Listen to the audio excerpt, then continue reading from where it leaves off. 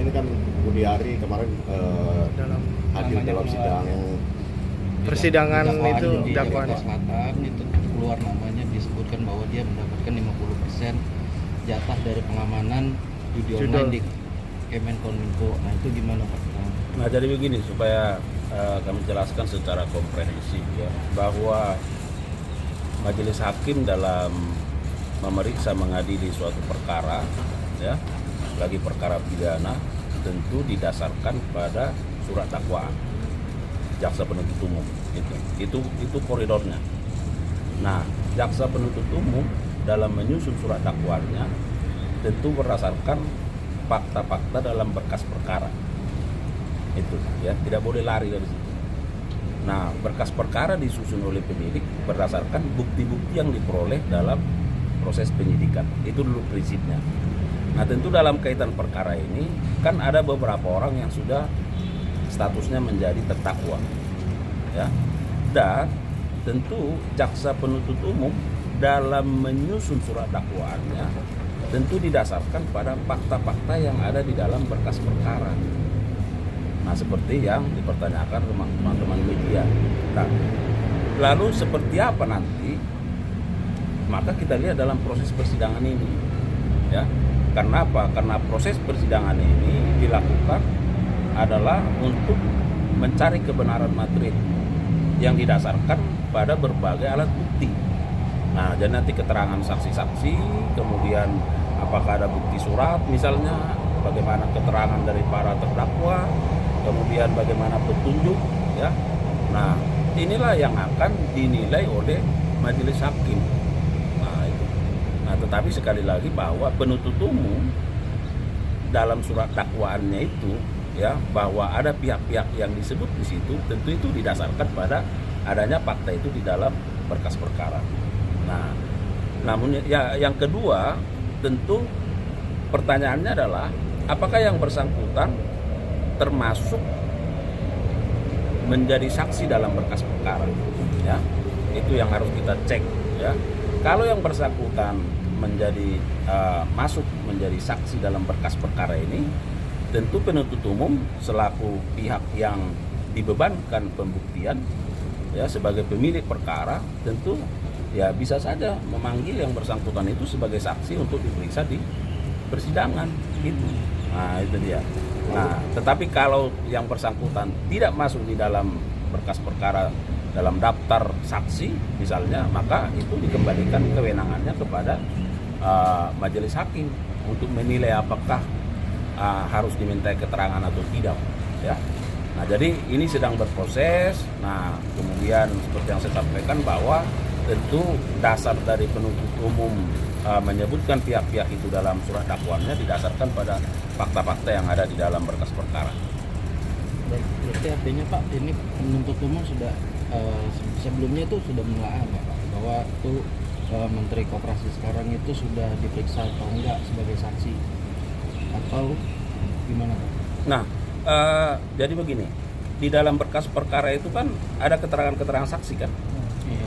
Nah, itu tadi yang kalau kita kembali ke pasal 184 KUHP itu ada keterangan saksi di situ. Ada mungkin ya, ada keterangan ahli ya. Ada surat ya, ada keterangan para tersangka atau terdakwa.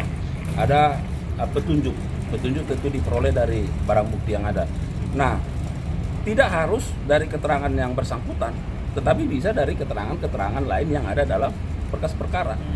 Nah, itu yang saya sebutkan tadi, yang perlu kita pastikan adalah apakah yang bersangkutan itu pernah diperiksa sebagai saksi di dalam berkas perkara. Masuk enggak yang bersangkutan dalam daftar saksi? Kalau masuk, tentu nanti penuntut umum bisa menjadwal untuk dipanggil dan diperiksa di persidangan sebagai saksi, ya kan?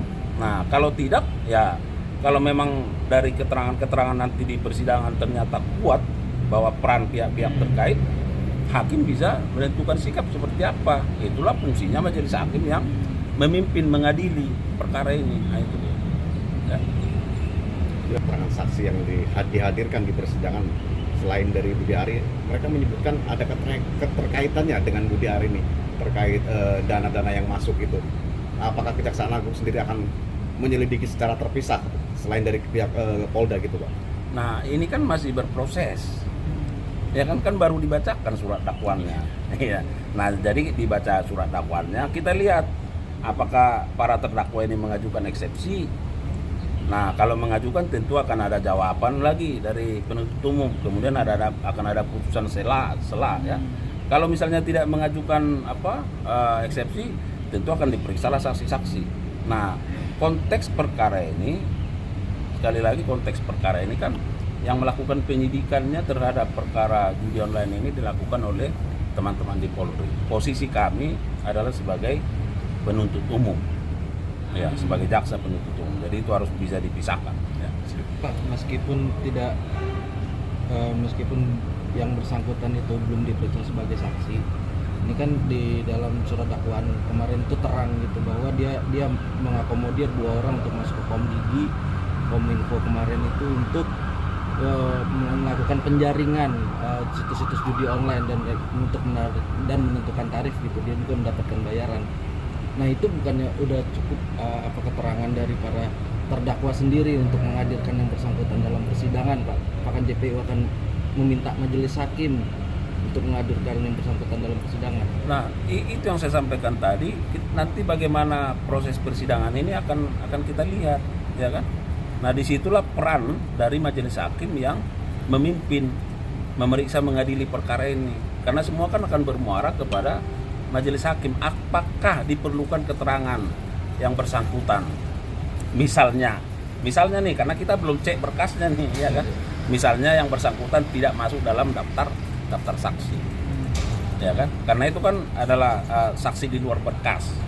Tapi kalau yang bersangkutan ada dalam daftar saksi di dalam berkas perkara, maka ya penuntut umum bisa saja menjadwal, ya kan? Tapi kalau yang bersangkutan tidak masuk di dalam daftar saksi di berkas perkara, maka semua berpulang kepada majelis hakim untuk menentukan seberapa penting, seberapa perlu keterangan yang bersangkutan harus dipanggil karena berada di luar berkas perkara.